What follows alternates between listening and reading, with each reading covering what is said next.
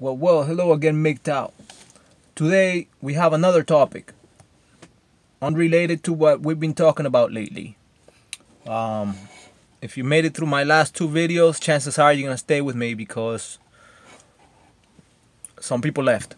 But anyways, today we're gonna talk about missing kids. We're gonna talk about abducted kids, and we're gonna talk about the kids that are abducted by women, desperate women who can't have a child and will do anything possible to get one, including committing this crime of abduction. So, like I said, the issue here today is infant abductions, and we're gonna get some information here from missingkids.com, and that is the website for the National Center for Missing and Exploited Children. And for the purposes of this analysis, infant abductions are defined as any abduction of a child under 6 months of age. It's what it says on their website. And I'm reading from their website here. It says this type of abduction can take various forms, from a non-custodial parent abducting the infant to a stranger abducting the child from the hospital, home, or a public place. And goes on to say that as the nation's clearinghouse about missing and sexually exploited children, the National Center for Missing and Exploited Children maintains statistics regarding the number and location of infant abductions related to healthcare, and provides technical assistance and training to healthcare and security professionals to prevent infant abductions from occurring in their facilities. So this is they keep the numbers on kids that are stolen from hospitals, to put it in a very simple way here, and from clinics, of course. Let's see. It says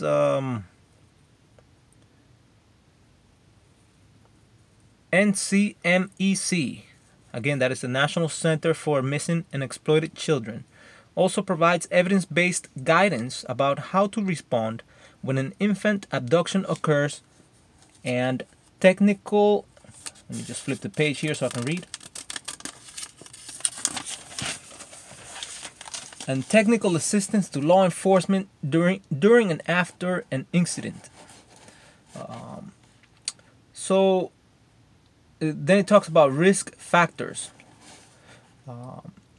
NCMEC, National Center for Missing and Exploited Children, has developed a list of characteristics from an analysis of 327 missing infants related to healthcare occurring from 1965 through May of 2019. So May of this year, all the way from 1965. Here in the United States. However, there's no guarantee an infant abductor will fit this description. So then they have a list here of what an abductor pretty much has looked like in the past. We're not talking big numbers here. We're talking only 327 people, all the way from 1965. So it's not a big crime that happens here in the United States, luckily, but it does happen. And it goes on to say here that usually is a female of childbearing age who appears pregnant, most likely compulsive, most often relies on manipulation, lying, and deception. She's often married or cohabitating. It says here that her companion's desire for a baby, or the abductor's desire to provide her companion with quote-unquote his baby, may be the motivation for her abduction. And I think this is a lie here. I think she's the one that wants the kid, but if she gets caught, she tries to blame it on the guy by saying that, hey, he wanted a baby and he was gonna let me go. He was gonna break up with me if I didn't give him a child. So they try to blame the man for their inborn desire to have a baby that they can't have for whatever reason. It says usually she lives in the community where the abduction takes place.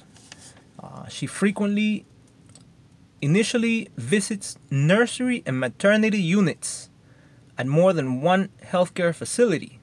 So she shops around, you know, prior to the abduction.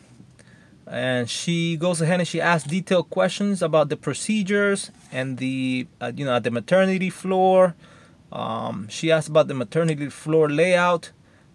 She frequently uses a fire exit stairwell for her escape. So she doesn't use the elevator. We don't know why that is. And at least it doesn't say here, and I have no clue. It says here that she may also try to abduct from the home setting and usually plans the abduction. But she doesn't necessarily target a specific infant. So she doesn't even care who she gets. She just wants a baby. And whatever baby she can get her hands on, that's what she's gonna go for, right? She's so desperate, she just tries to get whatever baby comes her way. She frequently seizes any opportunity present to abduct a baby. Frequently impersonates a nurse or other allied healthcare personnel, and often becomes familiar with the healthcare staff members. Staff member work routines and victim parents. So she cases the neighborhood, you know. She watches like a hawk, just like a thief, you know, because that's what they are, baby thieves, right? It says here she often demonstrates a capability to provide care to the baby once the abduction occurs. So she doesn't hurt the baby, right? I was thinking that, babies that got stolen from hospitals or whatnot, because nowadays if you have a baby, they put a bracelet on the baby, or they put baby LoJack on the baby or whatever, before they take it away from the room, right? Before they take the baby away from the room. But she doesn't, if she gets a hold of this baby, she doesn't hurt it. I was thinking that, these kids were abducted and, they were chopped up and sold for parts or whatever, baby organs or whatnot that ended, and then, at the hands of, of the well-to-do. But that's just not the case.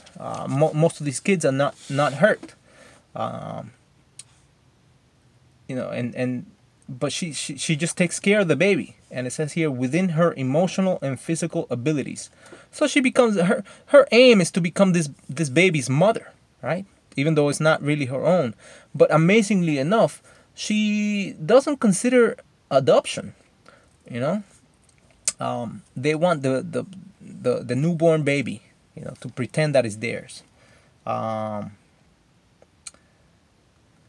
Okay, so it says, in addition, an abductor who abducts from the home setting is more likely to be single while claiming to have a partner.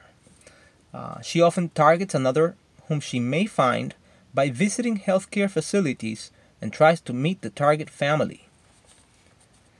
And she often plans the abduction and brings a weapon. So, when these women are not going into hospitals, right, and they're trying to steal a kid, they're bringing weapons. Although the weapon may not be used.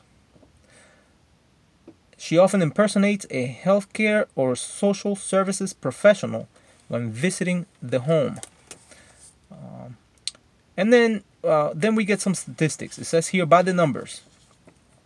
It says total abductions of infants confirmed by the NCMEC from 1965 to May of this year, 2019, in the USA equals to 327 persons, or 327 babies. Of these abducted children, 140 were taken from healthcare facilities.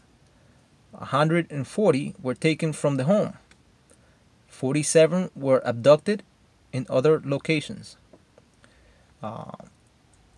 And it says that total abducted infants from 1965 to May of 2019 who still remain missing equals 16 persons. Then I went to the FBI website because the FBI also has some, they keep statistics, right? They keep crime statistics. And what they have to say is that a violent trend has emerged. In fact, they have an article titled "Infant Abductions: A Violent Trend Emerges," and this is what they have to say. It is relatively rare for infants to be abducted by strangers, but it does happen, and recent analysis of abduction cases by the FBI suggests there are new and troubling trends for expectant parents to be aware of, including women kidnappers using violence to commit their crimes and social media to target their victims. And then there's a guy works at the FBI. He's an analyst. Ashil Jade Douglas is the name. An FBI intelligence analyst who works in the Crimes Against Children unit, said that for the most part, women are no longer going into hospitals and dressing in nurse uniforms and walking out with children because hospital security has greatly improved over the years. So what do? I ask, right? So he goes on to say that now women who desperately want a child and are willing to go to extreme lengths to get one have to gain direct contact with their victims. And that's where things can turn violent. The women who commit these crimes are between the ages of 17 to 33. So these are not women that are, post-war, right? These are women who are of childbearing age and for one reason or another cannot have children of their own. It says that usually they are unable to get pregnant. Often they will fake a pregnancy in the hopes of keeping a boyfriend or husband. And I think that's a lie. I think that's a lie because if she knew that she could get a baby with another man, right? And the man was not, and the man was the issue, she would dump that guy in no time and she would go and get the baby from somewhere else. So it's not about keeping the husband. It's about having the baby to satisfy her maternal need and to guarantee the flow of her of resources from her male partner over to her. Anyways, that's what I have for you guys today with this video. A little softer than the last two. And anyways, I thank you for watching. If you like this one, please do share, subscribe, give it a thumbs up. It helps spread the word from MGTOW. And I'll catch you in the very next one. Thank you.